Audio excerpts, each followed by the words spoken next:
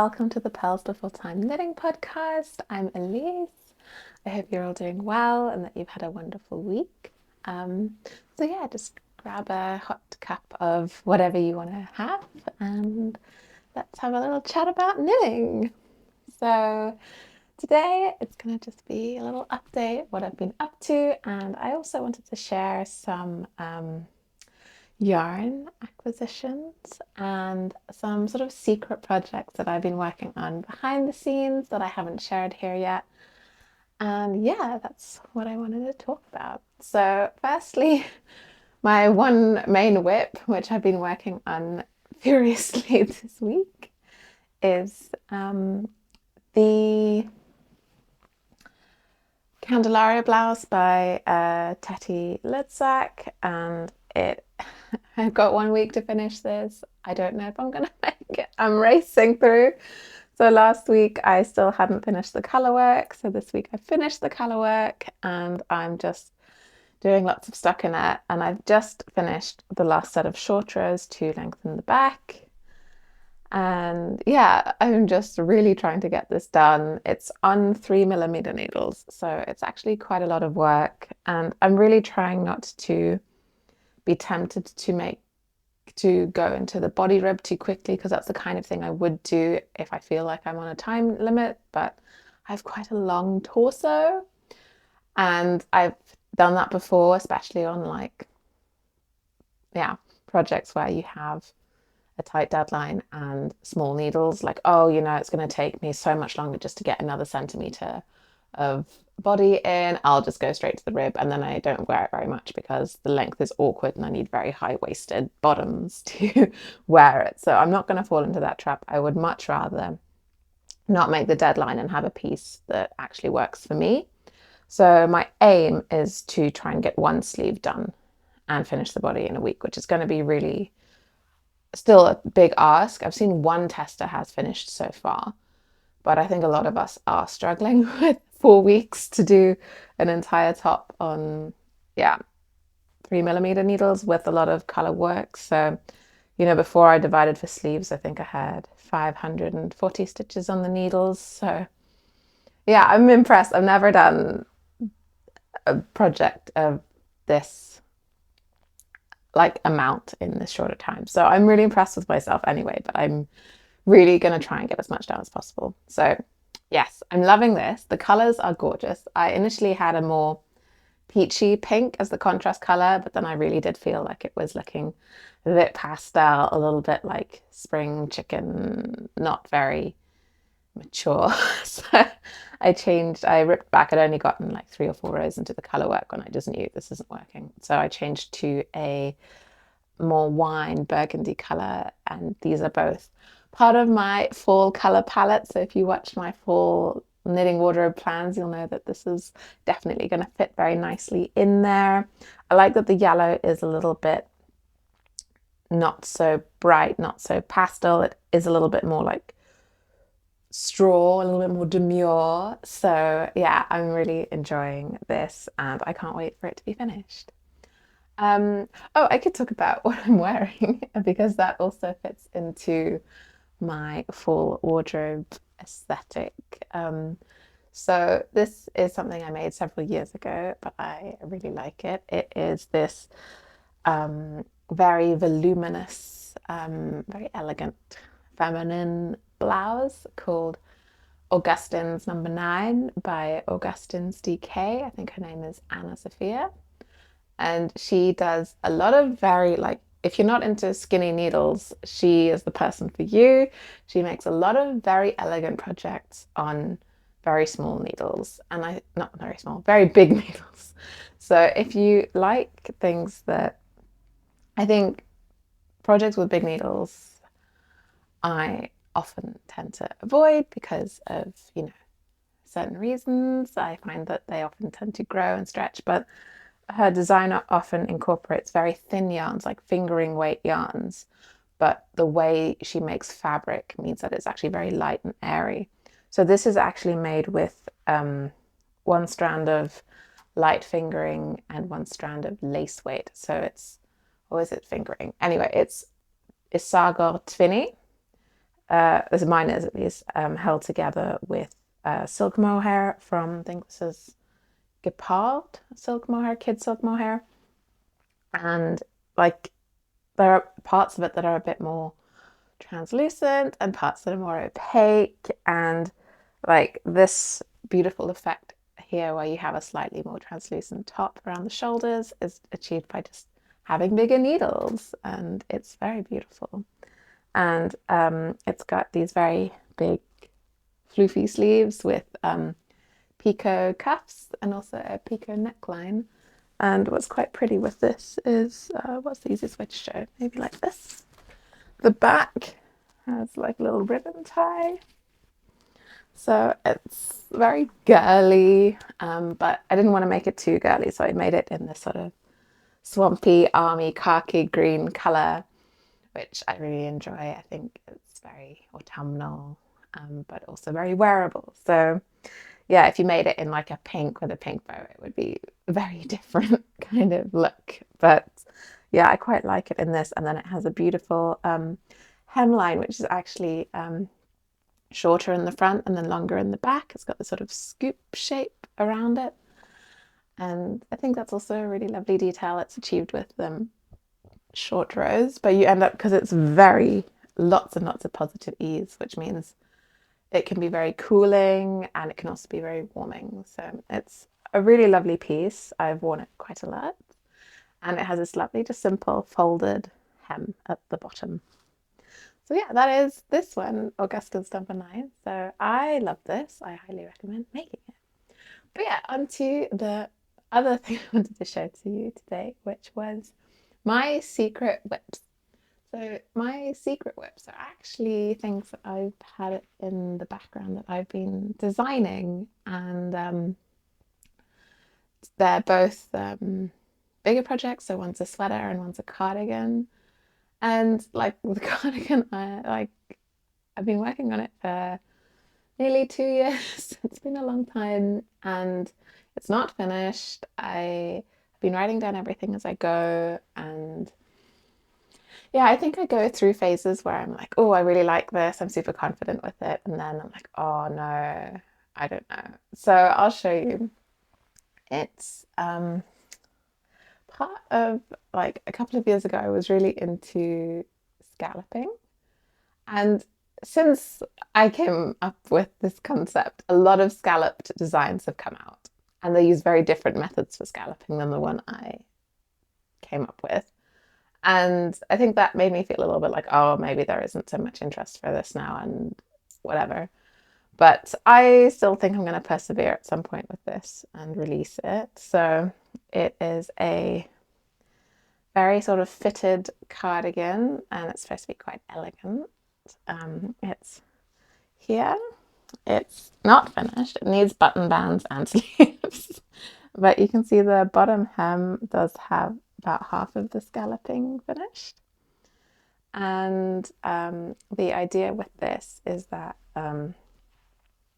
yeah, I wanted to have scalloping along the bottom and along the button bands, and then at the end, I want to have a contrast color along the whole edge just to make the scallops really pop. The inspiration is very much like sort of French kind of scalloped edges, but with binding in a contrast color. So I actually have a pair of like little mittens, fingerless mittens, that are inspired by the same technique. Let me just tuck in the ends that I haven't woven in. And this is a published pattern on my Ravelry, but it's definitely part of the same inspiration. So these are the little Muirini hand mitts, and Muirin means scallop in Old Irish, and I thought it was very cute. So yeah, these are little blue mitts with an orange contrast detail. So if you can picture this kind of effect, but along the bottom of the scallops and along the button band, that's kind of what this is hopefully going to be. It's been a real labor of love. I've taken my time with it.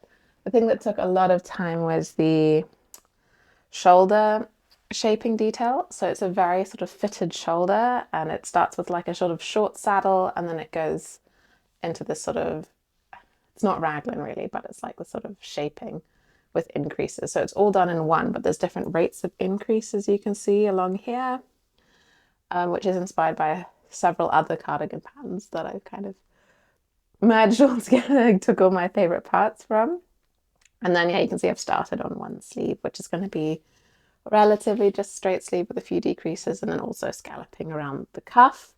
So there's a lot of maths involved because you need all of the numbers to fit exactly into an exact number of scallops at the end. But I'm really enjoying it. Yeah, so this has been started this last January 2023, and yeah, I think I finished.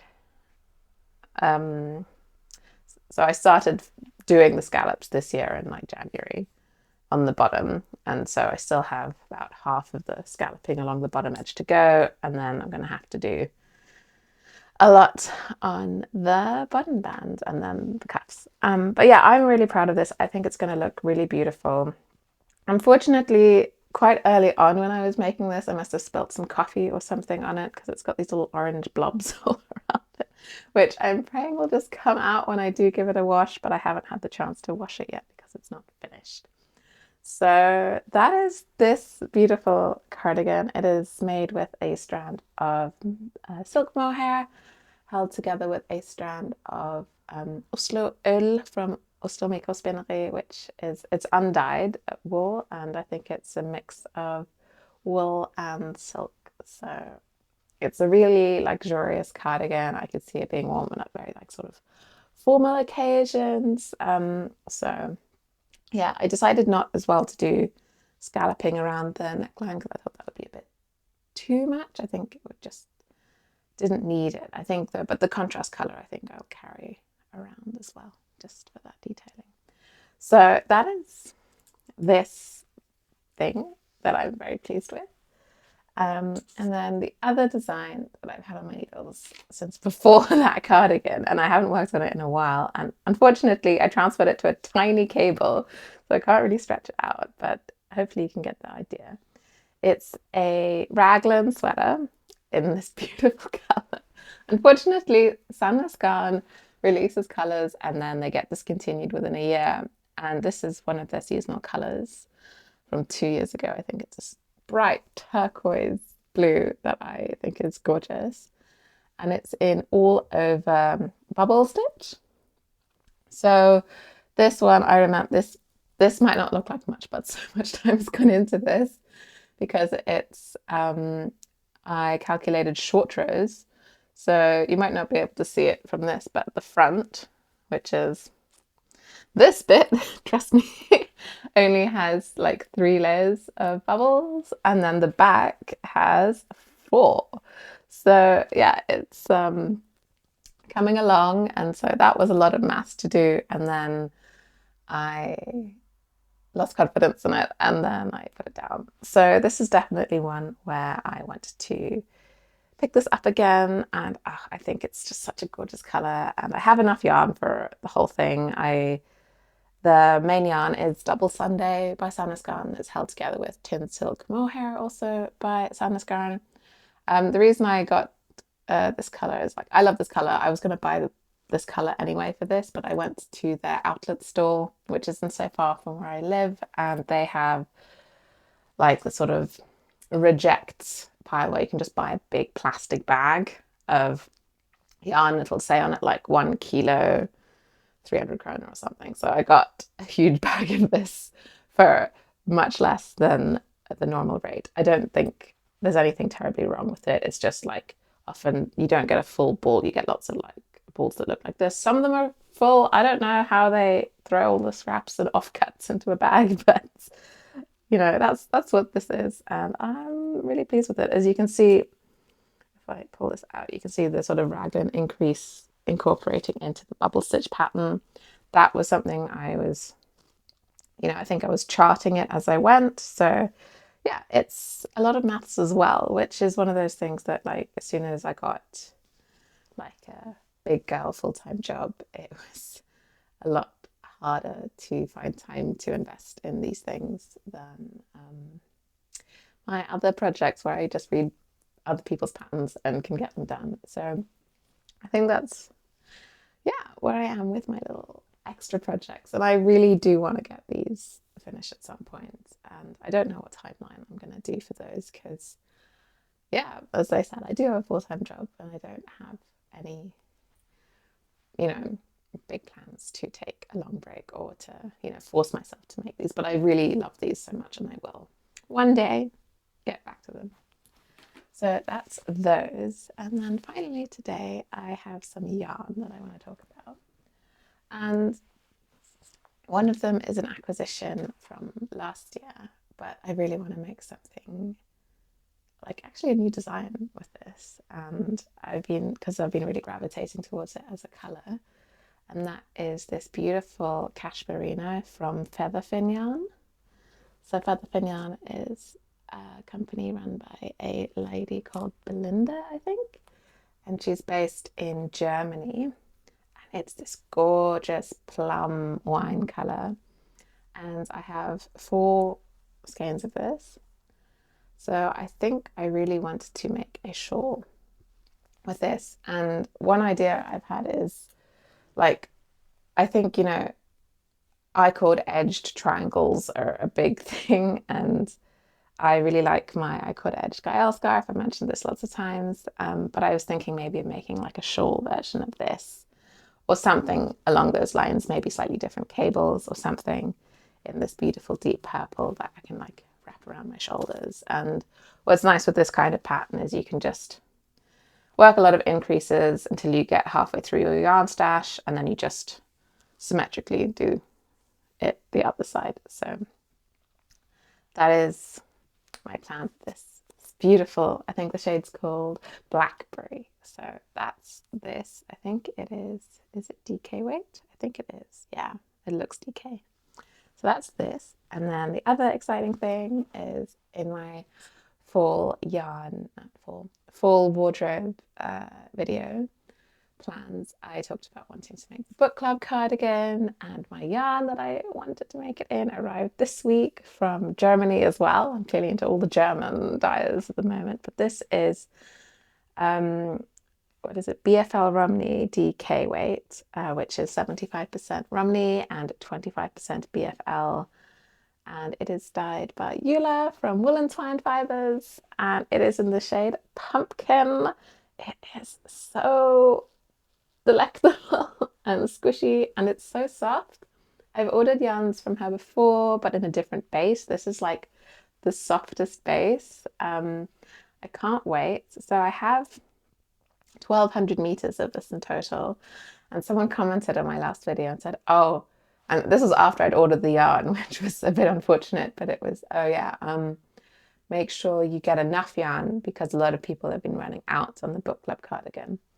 So if I have 1,200 meters for the size I want to make, I should have about 100 meters over what's supposedly necessary, which doesn't seem like a lot really, because I've now been going into lots of project pages and seeing how much people have been using and getting a bit worried because 1,200 meters seems to be a pretty common number. But I do have a backup plan, which is I have a skein of fingering weights fiber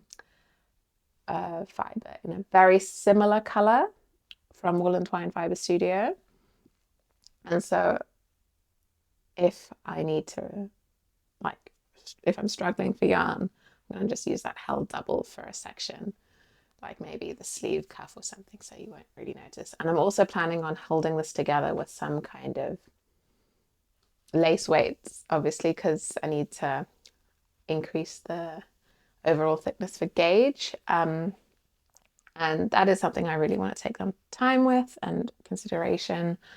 I'm unsure if I really want to use a silk mohair. I'm leaning more alpaca, I think, but I'm, finding a commercially available lace weight thing that is the right shade that doesn't contrast too much, I think is going to be a bit of a challenge. So that is my next little mission. So yeah, these are, don't they look lovely together as well? They just look so nice. Everything is so autumnal at the moment. Even like today is like very overcast and very autumnal feeling. But yesterday it was like 25 plus degrees. I went to the beach. I went for a swim in the sea. So it was very much more Indian summer kind of feeling. And I was baking and I was, living my best weekend life, which was very nice. Um, so yeah, that's some things I wanted to share this week. So yeah, if you have any feedback on my designs, I would really appreciate it. Whether it's the kind of thing you would like to make or whether you like scallops or not, because I feel like there was a big boom of them in the last year, and I was like, oh, maybe I should have just pressed on with this design and got in on the hype. But I'm not gonna try and make myself feel pushed into things too much, and I'm just gonna do things that I enjoy doing, because as soon as like a hobby becomes stressful, then I feel like that's not something I want to really go into. And yeah, that's what I really want to say today. I also wanted to mention I've been watching quite a lot of knitting podcasts this week while I've been furiously knitting away at my Candelaria blouse, and I want to mention a new knitting podcast that's arrived, and I think it's called Knits by Wilma, but if it's not called that, I'm sorry. But it's this wonderful podcast, and she just started her first episode this week. Her name is Wilma, and she's from Sweden, and her podcast was just like very beautifully put together, and I think she, yeah, has a very lovely, calm air about her, and she has beautiful knits. So yeah, I think that was one of my favorite podcasts of this week. So yeah, welcome to YouTube, Wilma, and it's very nice to see you. Otherwise, yeah, that's all I've really been up to. Yeah, if I missed the deadline for this test net, I'm not going to be too stressed about it. It was a tight deadline. So anyway, that's all I really want to say this week. So anyway, have a wonderful week or until next time, and I'll see you then. Bye.